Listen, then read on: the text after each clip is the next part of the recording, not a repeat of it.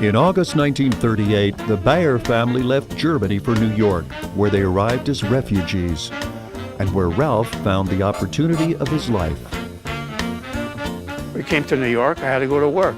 I worked in the factory for about 2 years. Within about 3 months of starting in the factory, I saw somebody on the subway reading a magazine. On the back of the magazine, it said, "Make big money in radio servicing, television servicing."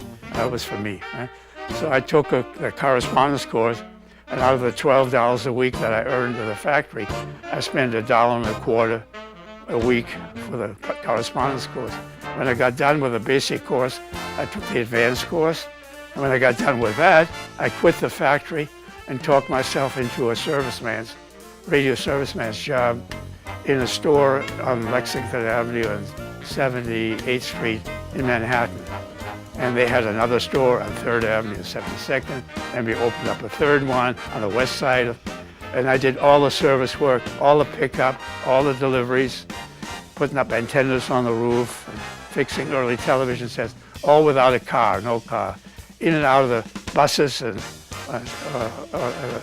with a chassis hanger from one hand, toolbox on the other hand, loudspeaker under the arm, no car.